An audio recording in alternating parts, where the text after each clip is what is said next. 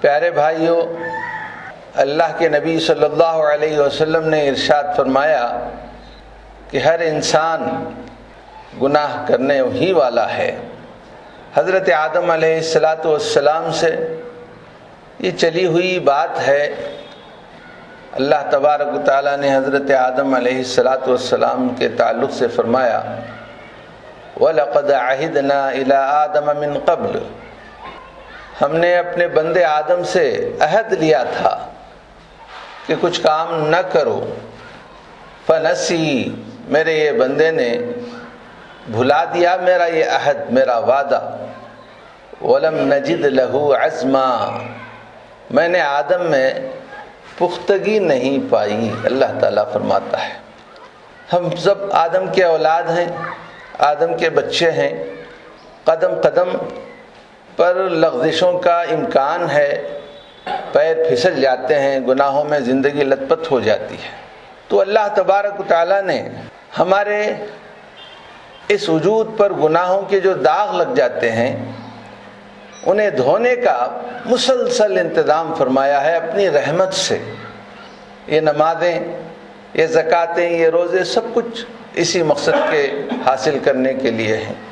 پیارے نبی صلی اللہ علیہ وسلم کا ایک فرمان ہے تحترقون تحترقون، تم گناہوں کی آگ میں جلتے رہتے ہو کہ نماز کا وقت آ جاتا ہے، ظہر کی نماز کا وقت آ جاتا ہے، جل کے جو دھواں گناہوں کا داغ لگ گئے تھے وہ سب ظہر کی نماز ادا کرنے سے دھل جاتے ہیں، پاک ہو جاتے ہیں، صاف ہو جاتے ہیں اللہ کی رحمت سے۔ پھر آپ نے یہی لفظ استعمال فرمایا تحترقون تحترقون، تم گناہوں کی آگ میں جلتے رہتے ہو کہ دوسری نماز کا وقت آ جاتا ہے، عصر کی نماز کا وقت آ جاتا ہے۔ پھر یہ دو داغ اور دھواں گناہوں کے جلنے، گناہوں کی وجہ سے، گناہوں میں جلنے کی وجہ سے ہمارے وجود پہ لگ گیا تھا، وہ دھل جاتا ہے۔ پھر دوسری نماز آتی ہے، تیسری نماز آتی ہے، چوتھی، پانچویں، اس طرح یہ نمازیں آ کر ہمارے وجود پہ لگے ہوئے یہ داغ، گناہوں کی یہ دھبے صاف کر دیتے ہیں۔ تو عزیزان گرامی، ویسا ہی یہ موقع ہے روزوں کا، رمضان کی آمد کا۔ دیکھیے پیارے نبی صلی اللہ علیہ وسلم نے ارشاد فرمایا من صام رمضان ایمانا و احتسابا غفر له ما تقدم من ذنبه، اللہ کے ثواب، اس کے اجر کی امید کے ساتھ کوئی آدمی روزے رکھتا ہے تو اس کے سبھی پچھلے گناہ معاف ہو جاتے ہیں۔ پھر حضور اکرم صلی اللہ علیہ وسلم نے فرمایا من قام رمضان ایمانا و احتسابا غفر له ما تقدم من ذنبه، رمضان میں راتوں میں جو نمازیں پڑھتا ہے، قیام کرتا ہے، اس کے سبھی پچھلے گناہ معاف کر دیے جاتے ہیں۔ تو روزوں سے بھی پچھلے گناہ معاف ہو گئے، قیام اللیل سے بھی پچھلے گناہ معاف ہو گئے۔ پھر ایک حدیث میں آتا ہے جس نے شب قدر کا بھرپور استعمال کر دیا، شب قدر میں قیام کیا، اس کے سبھی گناہ معاف کر دیے جاتے ہیں۔ اور کیا چاہیے؟ ہم جیسے گناہ گاروں کو اس سے بڑا مژدہ اور خوشخبری اور کیا ہے کہ ہمارے یہ داغ دھبے دھل کر صاف ستھرے ہو کر اللہ کے حضور ہم پہنچیں۔ یہ سب موقع ہیں، ان سے بھرپور فائدہ اٹھا لینے کی ضرورت ہے۔ عزیزان گرامی، پیارے نبی صلی اللہ علیہ وسلم کا ایک اور فرمان ہمیں ملتا ہے۔ نبی کریم صلی اللہ علیہ وسلم ارشاد فرماتے ہیں ان الرجل ليأتي يوم القيامة بالصلاة والصوم والحج والعمرة وذكر سهام الخير كلها ما يجزى إلا بقدر عقله۔ اس حدیث کو ذرا سمجھنے کی ضرورت ہے۔ آپ صلی اللہ علیہ وسلم نے ارشاد فرمایا قیامت کے روز بندہ بہت ساری نیکیاں لے کر میرے دربار میں آتا ہے۔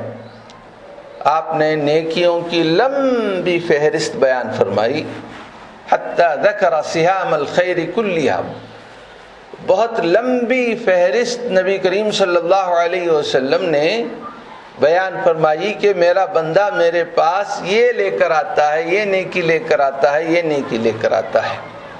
خصوصاً 4 عبادتوں کا بڑا تذکرہ فرمایا آپ صلی اللہ علیہ وسلم نے اس میں کہ لَيَأْتِي يَوْمَ الْقِيَامَةِ بِالصَّلَاةِ، نمازیں لے کر آتا ہے، وَالصَّوْمِ، روزے لے کر آتا ہے، وَالْحَجْ، حج لے کر آتا ہے، عمرے لے کر آتا ہے۔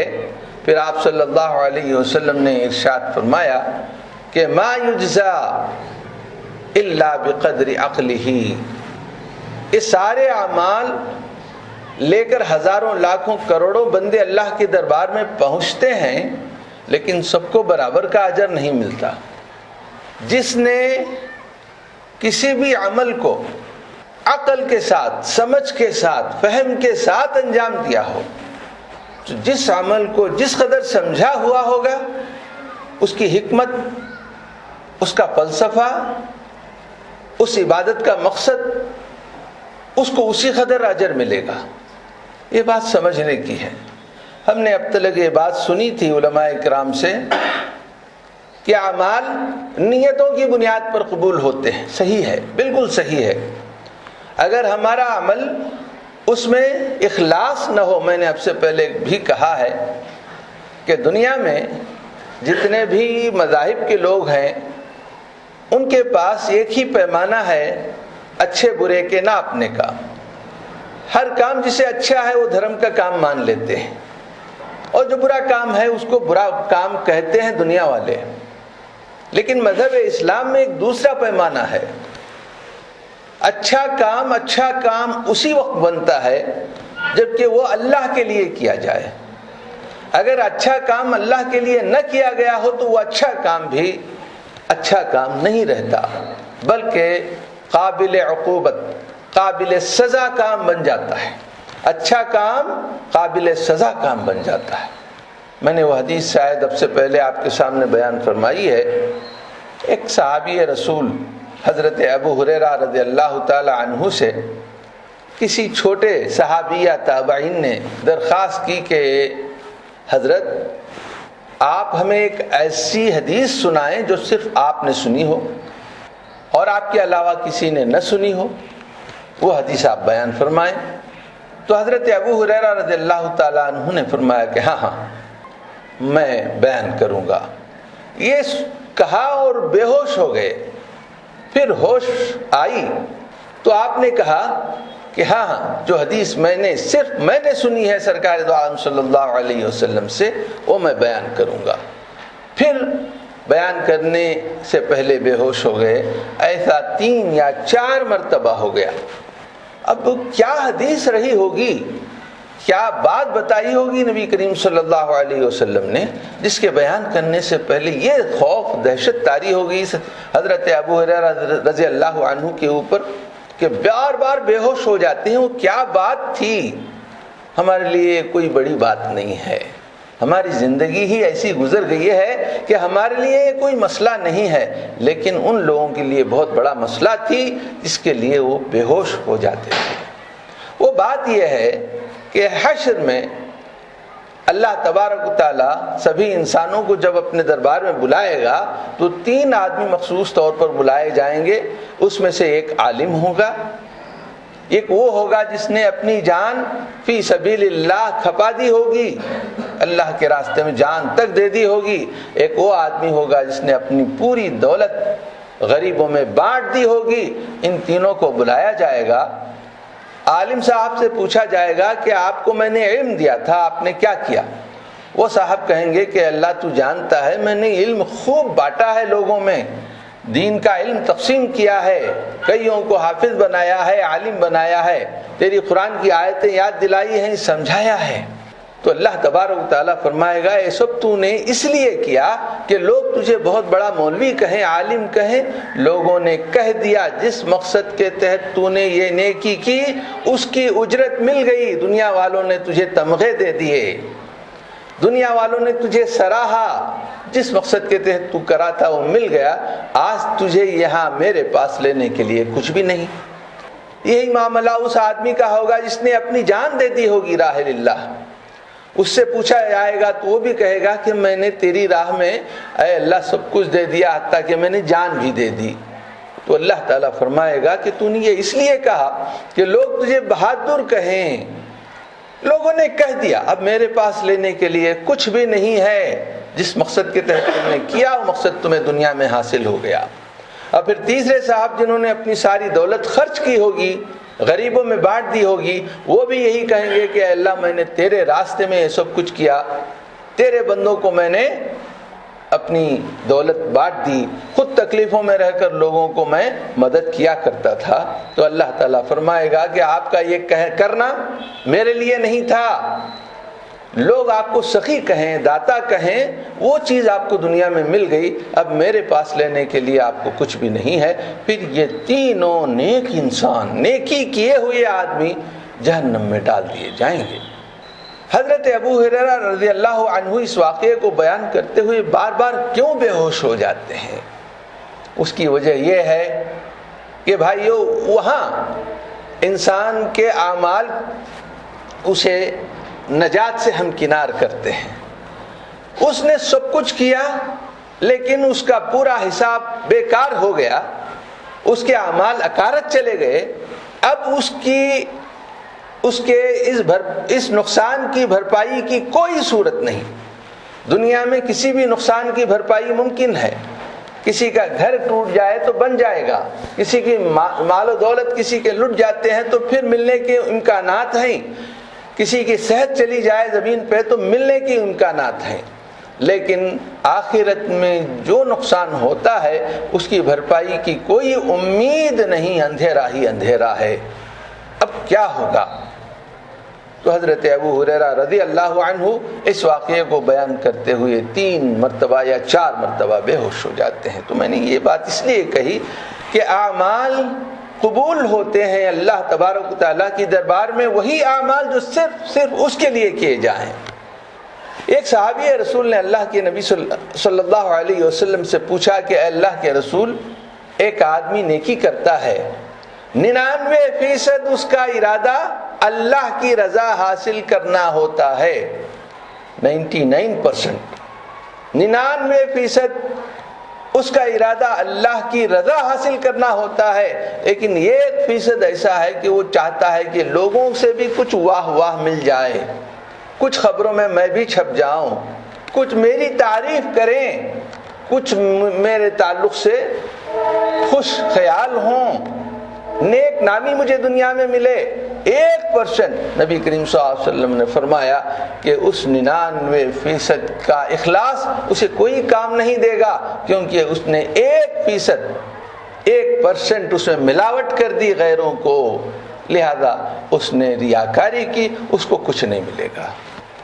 کتنی خطرے کی بات ہے، کتنا چوکنا رہنے کی بات ہے، کتنی بیداری کی ضرورت ہے اعمال صالحہ کرتے ہوئے. عزیزان گرامی، اعمال صالحہ کی قبولیت کا دار و مدار اس بات پر ہے کہ انسان اعمال صالحہ کرے، اللہ کے لیے کرے.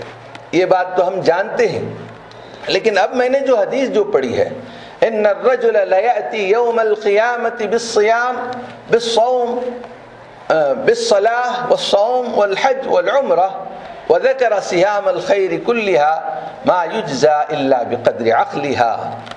اخلاص کے باوجود اللہ کے لیے کوئی یہ کام کیا جاتا ہے، لیکن اگر اس کام کو سمجھا نہ جائے تو پھر اجر تو ضرور ملے گا، محروم نہیں رکھا جائے گا وہ آدمی. لیکن جس انسان نے اس عمل کو جس قدر سمجھا ہوگا اس کی قدر اس کے عمل کا بدلہ اس کو ملے گا. تو یہ جو رمضان کا مہینہ ہے، اب رمضان کے مہینے میں ہم بے شمار اعمال کرتے ہیں، روزے رکھتے ہیں، قیام اللیل کرتے ہیں، شب قدر میں اللہ کی عبادت کرتے ہیں. ان سب کو سمجھنے کی ضرورت ہے.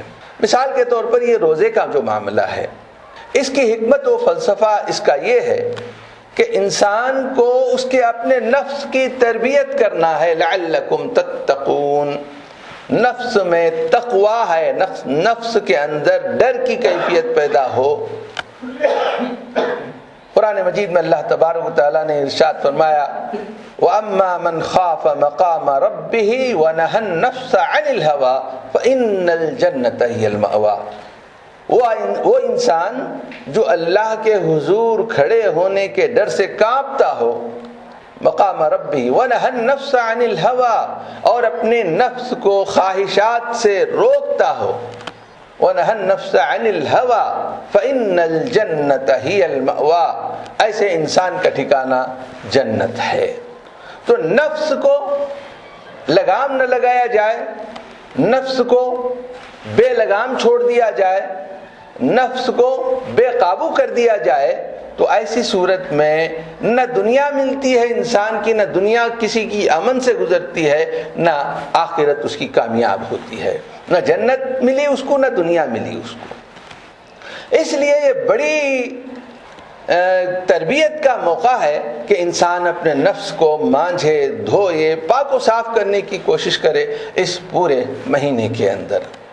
نبی کریم صلی اللہ علیہ وسلم کی ایک دعا بھی ملتی ہے، بار بار آپ فرماتے تھے اللہم اعط نفسی تقواہا، اے میرے رب میرے نفس کو اس کا تقوی عطا فرما، میرے نفس کو میرے نفس میں، دل میں تیرا ڈر پیدا ہو جائے، وَزَكِّهَا أَنْتَ خَيْرُ مَنْ زَكَّاهَا، میرے نفس کو پاک کرتے رہنا اے میرے پروردگار، تو ہی وہ ہستی ہے جو میرے نفس کو پاک کر سکتا ہے۔ آت نفسی تقواہا وزکیہا انت خیر من زکاہا۔ تو عزیزان گرامی، یہ مہینہ رمضان کا آیا ہے، اس میں قرآن مجید نازل ہوا ہے، یعنی پوری عبادتوں کی حکمت سمجھ کر ان عبادتوں کو انجام دینا چاہیے۔ اب یہ مہینے کے تعلق سے اللہ تبارک و تعالیٰ نے فرمایا کہ شہر رمضان الذی انزل فیہ القرآن ھدی للناس وبینات من الھدی والفرقان فمن شہد منکم الشہر فلیصم۔ یہ رمضان کا مہینہ جس میں قرآن نازل ہوا، قرآن انسانوں کی ہدایت اور رہنمائی کے لیے ہے۔ ہدایت اور رہنمائی نہ ہو تو انسان اندھوں کی طرح بھٹکتا پھرے گا۔ تو یہ بہت بڑا انعام ہے انسان کے اوپر جو اللہ کا زمین پہ نازل ہوا ہے، یعنی انسان کو چلنے پھرنے کے طور طریقے بتائے، جینے کا ڈھنگ بتایا۔ تو اللہ تبارک و تعالیٰ فرماتا ہے کہ اس قرآن کے نازل کرنے کی وجہ سے اے مسلمانوں تم کو اس مہینے کے روزے رکھنا چاہیے۔ بڑی خوشی کی بات ہے۔ خوشی کا اظہار عموماً دنیا والے کیسا کرتے ہیں آپ دیکھیں، اس دن کچھ ناچ لیتے ہیں، کچھ پی لیتے ہیں، انسانی حدود توڑ جاتے ہیں، انسانوں کے لیے جو اخلاق ہیں ان کا خیال نہیں رکھتے۔ مگر اللہ تبارک و تعالیٰ نے ہم سے جب بھی کوئی خوشی آئی ہے تو یہی مانگا ہے کہ خوشی دینے والے کا احسان مانو۔ دیکھیے عیدین ہمارے خوشی کے ہوتے ہیں، عید کے دن تو ہم اس دن کیا کرتے ہیں؟ عام دنوں کے مقابلے میں کچھ زیادہ ہی ہم اللہ کے دربار میں سجدے کرتے ہیں۔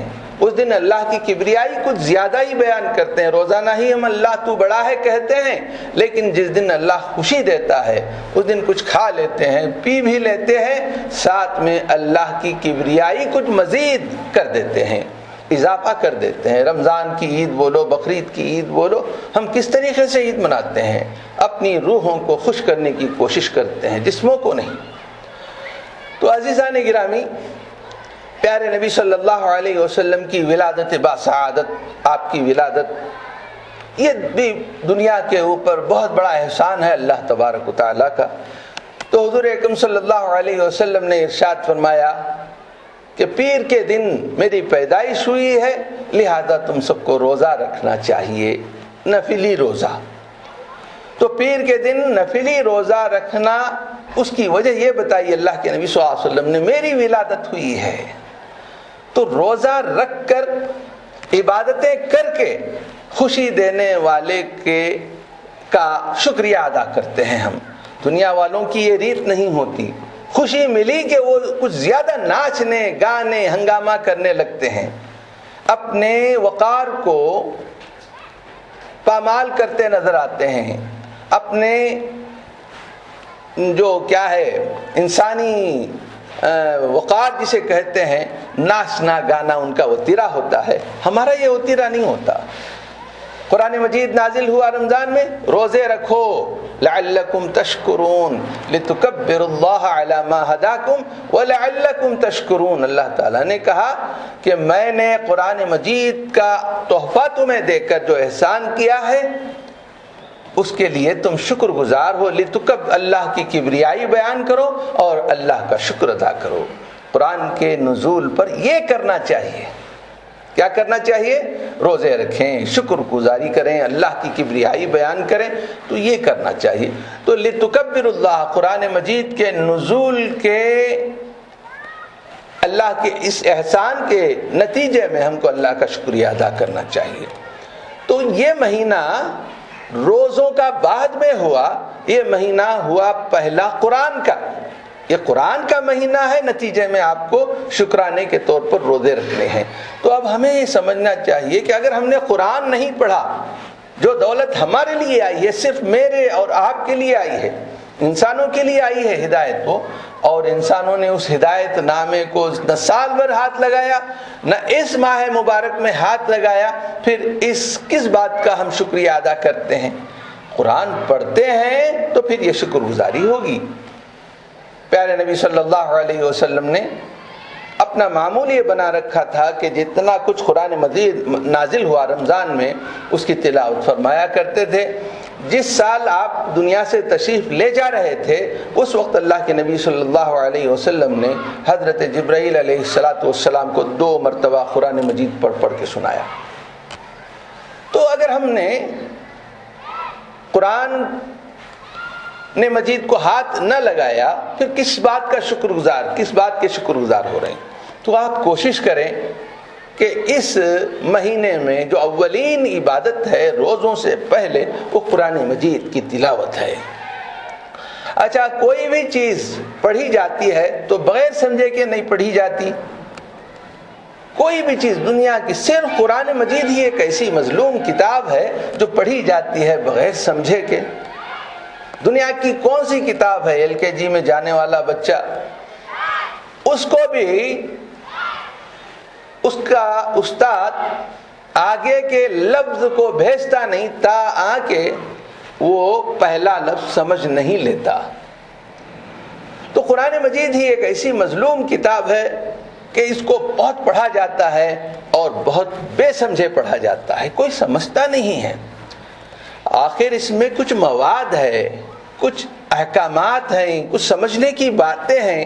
ایسا کوئی پتھر نازل نہیں کر دیا، برکت والا پتھر اللہ تبارک و تعالیٰ نے، کہ اس کے عزت و احترام کرتے ہوئے اس کو ہم کپڑوں میں لپیٹ کر اوپر رکھتے چلے جائیں، سال میں 1 مرتبہ دھول جھاڑتے رہیں، پھر عزت کے ساتھ اوپر رکھ دیں۔ ایسا اگر ہوتا تو اللہ تعالیٰ کوئی مقدس پتھر جنت سے نازل کر دیتا؟ ایسا نہیں، اس میں کچھ لکھا ہوا ہے۔ 23 برس تک مسلسل تھوڑا تھوڑا کر کے نازل ہوا ہے۔ دیگر انبیاء علیہم السلام کے لیے اللہ تبارک و تعالیٰ نے ایسا نازل نہیں کیا۔ لوگوں نے پوچھا بھی پیارے نبی صلی اللہ علیہ وسلم سے کہ موسیٰ علیہ السلام کو ایک ساتھ ان کو تختیاں دی گئی تھیں، آپ کو تھوڑا تھوڑا کیوں دیا جا رہا ہے؟ اللہ تعالیٰ نے کہا لولا نزل علیہ القرآن جملۃ واحدہ، ایک جملے کے ساتھ کیوں نہیں نازل ہوا؟ موسیٰ پر ایسے ہی تختیاں نازل ہوئی تھی، تھوڑا تھوڑا کلام تورات میں نازل نہیں ہوا۔ لکھی ہوئی تختیاں حضرت موسیٰ علیہ السلام کو ایک جملہ دے دی گئی، آپ کو کیوں نہیں دیا گیا؟ تو اللہ نے کہا کذالک لنثبت بہ فؤادک، اے نبی آپ جواب دے دیں کہ تھوڑا تھوڑا کر کے ہم آپ کے دل پر اس قرآن کو جمانا چاہتے ہیں۔ ایک دم سے پورا قرآن ایک جملہ نازل ہو جائے، ایک مشت نازل ہو جائے تو آپ کے دل پر اس کا جماؤ نہیں ہو پاتا۔ لہذا آپ انہیں جواب دیجئے کہ تھوڑا تھوڑا نازل کرنے کی وجہ اور حکمت یہ ہے کذالک لنثبت بہ فؤادک ورتلناہ ترتیلا، تھوڑا تھوڑا ترتیل کے ساتھ ہم نے اتارا ہے۔ ولا يأتونك بمثل الا جئناك بالحق واحسن تفسیرا۔ اے نبی صلی اللہ علیہ وسلم، آپ کے اوپر تھوڑا تھوڑا قرآن مجید نازل کرنے کی ایک وجہ یہ بھی ہے کہ جو مسائل وقتاً فوقتاً آپ کے سامنے آتے رہیں گے، ان مسئلوں کے حل ان تھوڑی تھوڑی آیتوں میں ہم پیش کر کے ان مسئلوں کا حل بتاتے ہیں۔ ایک دم سے مسائل پیش نہیں آتے، جیسے جیسے مسئلے پیش آتے ہیں ویسے ویسے ہم رہنمائی کی آیات نازل کرتے ہیں۔ یہ جواب دیا اللہ۔ جب قرآن مجید کے نازل کرنے والے نے اتنی حکمت اپنے سامنے رکھی ہے کہ قرآن ایک ساتھ کیوں نہیں نازل کیا گیا؟ اس لیے کہ ہمارے دلوں پہ جمے، رسول اللہ صلی اللہ علیہ وسلم کے قلب مبارک پر اس کا ثبات ہو، جماؤ ہو، مضبوطی سے بیٹھ جائے۔ یہ غرض اللہ کی ہو تاکہ اس کو سمجھیں۔ ہم نے اس کو ہاتھ بھی نہ لگایا، ہم نے سمجھا کہ وہ کوئی ایک یہ ہے متبرک چیز ہے، اس میں کچھ لکھا ہوا نہیں ہے، صرف سال میں ایک مرتبہ برکت کے لیے کبھی نظر پڑ جائے، کبھی دوسرے مقاصد کے لیے اس کا استعمال کر لیں۔ تو عزیزان گرامی، یہ رمضان کا تعلق روزوں سے بہت بعد میں ہے، شکرانہ ہے روزے اس نعمت کا جو نعمت کے ہمیں ملی ہے، ہم اس نعمت سے فائدہ نہ اٹھاتے ہوئے شکریہ ادا کرتے ہیں۔ یہ اس کے معنی کیا ہوتے ہیں؟ شکریہ، کسی بھوکے آدمی کے زبان سے شکریہ اسی وقت نکلتا ہے جب کہ اس کے پیٹ میں کھانا جائے، اس کی بھوک مٹ جائے، تب اس کے دل سے آپ کے لیے تشکر کے الفاظ نکلتے ہیں، شکریہ کے الفاظ نکلتے۔ تو یہ رمضان کا مہینہ قرآن کا مہینہ ہے، آپ کم سے کم تھوڑا نہ صحیح قرآن سے اپنا تعلق جوڑنے کی کوشش کیجیے۔ پھر دیکھیے کہ قرآن کے اندر جو جواہر ہیں، جو ہیرے موتی ہیں، جو اس میں عجائبات ہیں، وہ چیزیں آپ کے اندر تشکر کا جذبہ پیدا کریں گے، پھر آپ کے روزے بھی بامانے ہو جاتے ہیں۔ تو عزیزان گرامی، شہر رمضان الذی انزل فیہ القرآن ھدی للناس وبینات من الھدی والفرقان فمن شہد منکم الشہر فلیصم۔ یہ قرآن کا مہینہ جس کو ملے اس کو روزے رکھنا چاہیے۔ تو یہ ہوا۔ دوسرا، روزوں میں بھی یہ ہو سکتا تھا کہ آپ کھانا پینا چھوڑو، کافی ہے، لیکن احادیث سے معلوم ہوتا ہے کہ کھانا پینا بالکل ناکافی ہے۔ ایک آدمی کھانا پینا چھوڑ دے لیکن اور بہت ساری چیزیں نہ چھوڑتے ہیں تو اس کا کھانا پینا چھوڑنا بیکار ہے۔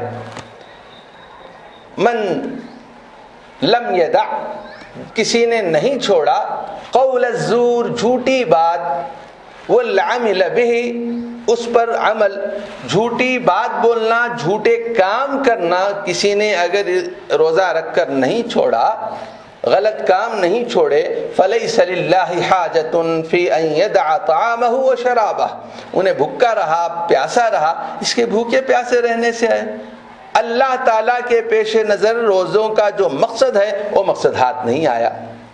روزے دراصل انسان کے بفری ہوئی نفسانیت کو مانجھنا، اسے لگام لگانا۔ مثال کے طور پر دیکھیے، پیارے نبی صلی اللہ علیہ وسلم فرماتے ہیں کہ اذا کان یوم صوم احدکم، تمہارے روزے کا دن ہے، فلا یرفس، دماغ میں جنسی خیالات نہ لائیں۔ زبان پر یرفس کہتے ہیں جنسی اعمال کو، سیکسول اعمال کو، وہ اعمال دماغ کے ہوں، جنسی خیالات آپ کے دماغ میں نہ آئیں، آپ کے اعضاء و جوارح جنسی اعمال کی طرف نہ جائیں، آپ کی زبان سے جنسی اور سیکسول باتیں نہ نکلیں۔ فلا یرفس، روزے کی حالت میں یہ پورا کام کرنا ہے۔ روزے سے بھی ہے، صبح سے شام تک ہم نے کھانا پینا چھوڑ دیا لیکن نظریں ہماری وہی پرانی روش پہ چلتی ہیں، ہمارے دماغ وہی کچھ سوچتے ہیں، ہمارے اعمال کسی طرح بدلے نہیں، انہی خیالات میں لت پت ہیں، تو فلیس للہ حاجہ، اللہ کو ایسے روزے کی ضرورت نہیں۔ پھر نبی کریم صلی اللہ علیہ وسلم نے فرمایا روزے کی حالت میں پہلا یہ کام کرنا ہے، یعنی نفس کو شہوانی خواہشات، شہوانی اعمال سے دور رکھنا ہے۔ دوسرا، ولا یسخب، یہ بات بھی نوٹ کریں، شاید آپ کے ذہن میں پہلی بار آئی ہوگی یہ بات۔ سخیبہ کہتے ہیں روزے دار کو اونچی آواز سے بات، اچھی سے اچھی بات بھی اونچی آواز سے نہیں کرنا چاہیے۔ سخیبہ کے لفظ، سخیبہ عربی لفظ ہے، عرب کے لوگ اس عربی لفظ کا عربی لفظ میں ترجمہ یہ کہتے ہیں صاحہ۔ صاحہ کے معنی چیخ کے بات کرنا، اونچی آواز سے بات کرنا۔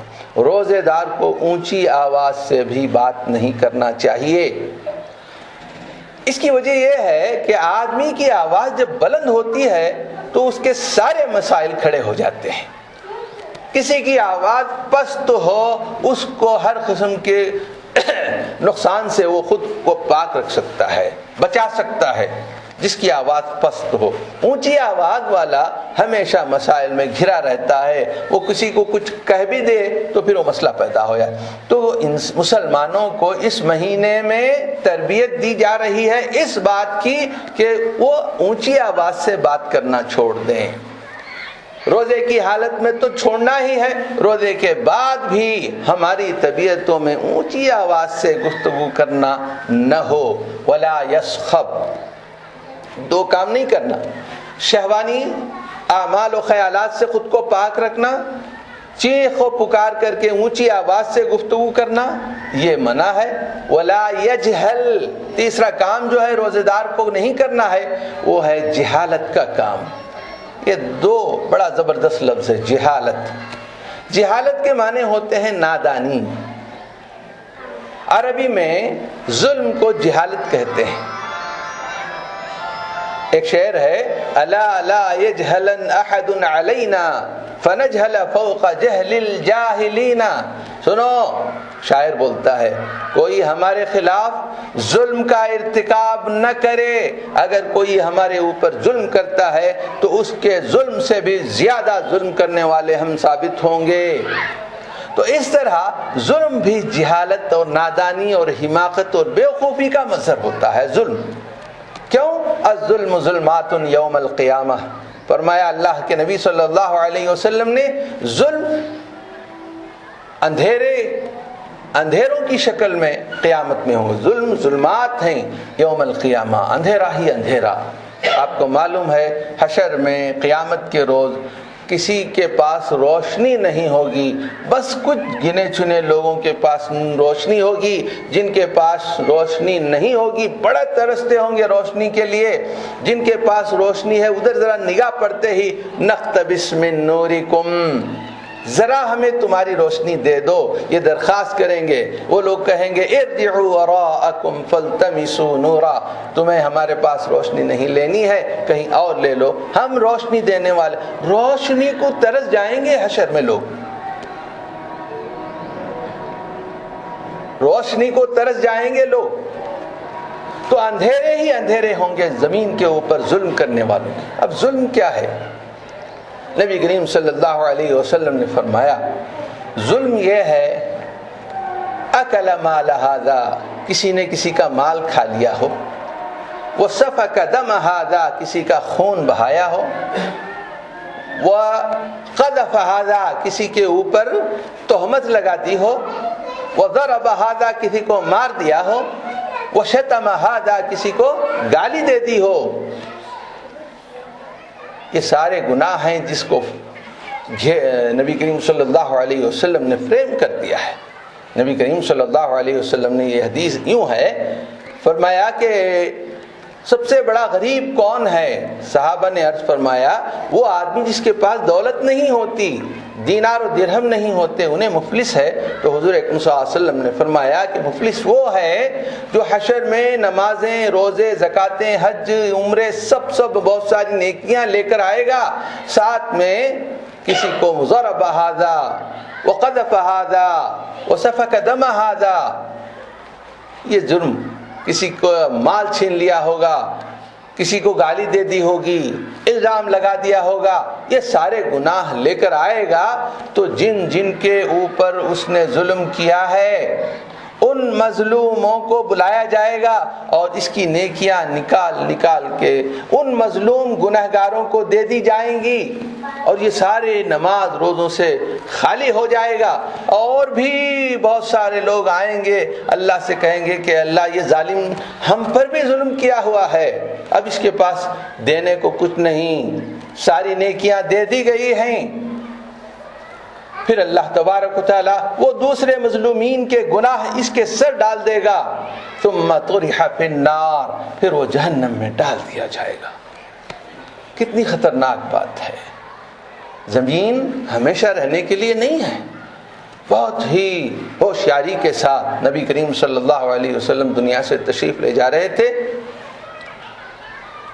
آپ کا آخری وقت تھا، آپ نے ایک اعلان کیا، میں نے کسی کو مارا ہو تو کوئی آئے اپنا بدلہ لے لے، میں دنیا سے خالی صاف ستھرا جانا چاہتا ہوں، میں نے کسی کا مال لیا ہو تو آئے وہ ابھی لے لے۔ ایک صاحب آئے، انہوں نے کہا کہ اللہ کے رسول آپ سے مجھے 2 روپے ملنے ہیں۔ پیارے نبی صلی اللہ علیہ وسلم نے ارشاد فرمایا مجھے تو یاد نہیں، ٹھیک ہے آپ لے لیں۔ دنیا سے جاتے ہوئے اپنا حساب کتاب صاف کر کے دنیا سے تشریف لے جانا ہے۔